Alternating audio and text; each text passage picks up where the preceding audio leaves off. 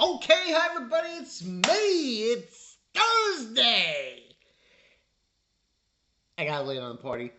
I'm probably not gonna upload this until when I get back tomorrow from work. Um, it's Thursday. We got another Dandadan. Now we're entering a certain part of the manga where we're gonna hit woo, woo, field train, big time. Now this is just the start of it. This isn't really the meat of this interaction that we get in this episode. But from the manga, this was a fairly emotional, sad thing. Now, most of the spiritual evil spirits, yokai that are introduced in Dandadan are very different. Each one is different in its own way that evolves into a more grander thing. Now, this one we're going into, which is known as the Acrobatic Silky, is very sad. It's very sad.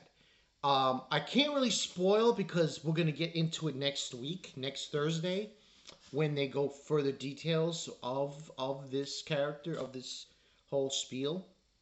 But least to say, it's very sad.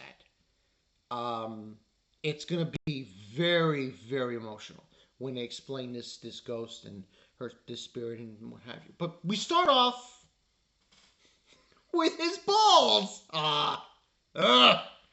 But Turbo Granny as the cat explains that his balls are gold. So they're not like actual like disgusting.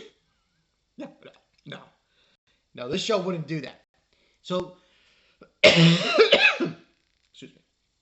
The balls themselves are gold because they're wrapped in Turbo Granny's spiritual power, and they're sorted at by yokai and other beings. Later on, we get the whole gist of it as we go deeper into the series. But at least to say, that's what she explains to Okarun and Ayase. So funny to beat the shit out of her. They go back home to Grandma, hot Grandma, and they go about their ways, and they go to class the next day. We get introduced to Ari, who's played by our very famous voice actor, the one who played Uraka from My Hero Academia.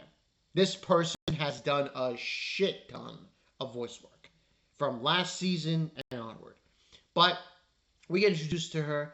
She's very shallow and she sees herself as pretty and and she gets a little woohoo. She, because of the golden ball she received, which is the one they're looking for, she thinks she's a chosen one to defeat demons, and she can. Later on, you get the whole gist of things with her as we go along. But basically, she doesn't like Ayase. She thinks she's the demon. And she sees this woman in the background. And basically, this woman is, as I said in the beginning, the Acrobatic Silky. Now, the logistics of it is that she thinks she's associated with Ayase, which is not true. She's not. You're just seeing. Because she touched the golden ball, she now has spiritual awareness. So she can see these ghosts and so on and so forth. So we go from that, and, Ayase and Irie kind of confronts Ayase, and they have a confrontation, and she's trying to exorcise her. I was Before we get that, though, we do get a part in the episode where Okarun, goes full beast mode. Holy shit. He goes full beast mode on this guy. Oh, shit, not like that. I was like, Jesus. Holy crap, Okaroon. Turn it down a notch, man. You're going full beast. Ooh. So we have that part. And then the rest of the episode, like I said, is really just the conversation between Momo and not Ari, which then results into a whole shit of crap when the Acrobatic Silky does show up, where she's basically a dancer. And her powers are kind of strange. She uses her acrobatics and as a dancer, and her hair is like wild. Now, it's kind of a disgusting part. When they showed it in the manga, I was like, holy shit. She eats, yeah, she eats Okaroon, Ari, and Momo, I say. And I was like, oh, when I saw this in the manga, I thought, holy crap.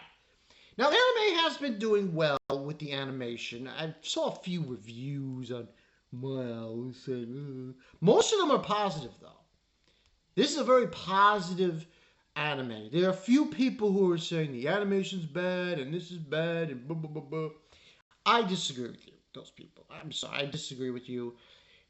As someone who's read the manga, I can tell you right now, the characters are not bland. Okay? They're not bland at all. Especially when you go further down the road. So, hand to the face. Anyway, they get eaten, but Pimp Granny Turbo is a cat. Explains that the lighter, that cross that it was a cross that Irie had, that was a lighter. So they united in her body when she ate her hair, which I guess had oil on it, and then she burnt, like, it combusts, like, holy crap. And then she basically spits out everybody else. Now, the whole time this is going on, she refers Ari in a way to suggest that she called her mother, mommy. And this will be explained in the next episode. I believe episode 7. Because they show you a preview. It's a huge, massive field trip. Like, it gets really emotional and really sad when they explain the backstory of Acrobatic Silky. But they get out of her body and they're ready to counterattack her. But this is going to result in a kind of a dreamscape kind of thing next week, where it's going to be about Ari, it's going to be about Acrobatic Silky. It's gonna go the full gamut. This is going to be a huge. This is, like, I think, personally, in my opinion, this is the first, aside from Turbo Granny, the first real emotional arc we get regarding a yokai. Not that the Turbo Granny wasn't emotional, because she was like, taking care of the spirits of women or girls who were raped and killed. But this one's a little bit more than that. A little bit more personal. So, rating-wise, I thought it was decent. I thought it was good. This episode, a good introduction of showing of Acrobatic Silky. I don't know why people are saying the animation is bad. I don't understand. Like, where are you getting this from? That it's bad. Because there's another show airing that apparently people are really hating on, which is Blue Lock. I only saw the first season of Blue Lock. I didn't see the second season. And they're saying this show is bad, has bad animation compared to that. And I'm like, come on.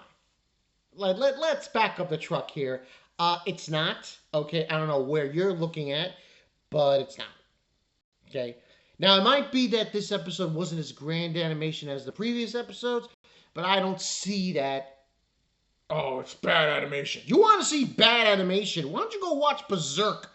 Read the last Berserk anime. That's bad animation. This is not.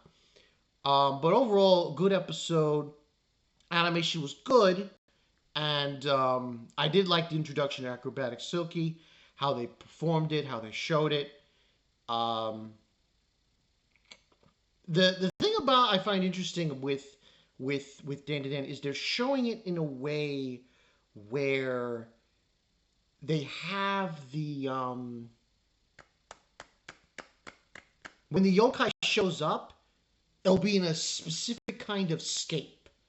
Like there'll be specifically kind of different colors shown off.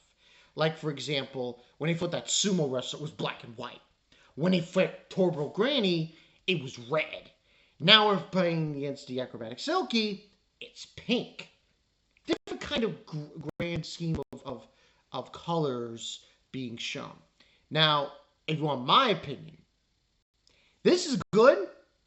It fares to comparison of what we're going to get later on. This is like the tip of the iceberg. When we get to the major meat of Dandadan. But rating wise, I do give this an 8.5 to a 9 out of 10. Good introduction of Aerie and of the Acrobatic Silky to show up this fight, this emotional fight that we're going to get next week. This will be episode 7, so I don't know how. My problem is it says 12 episodes, so that's a bummer. That's the only bummer, really. The only bummer I have with Dandadan is that how they're going to stretch this. How are they going to, where they're going to end it on. Because after this, there's a few things that happen. There's a few things. So look forward to that. This is Bob Cut I 22. See you guys later. Don't mess with Granny, Turbo Granny. But man, that Acrobatic Silky, man, she was a beast. I'll see you guys later.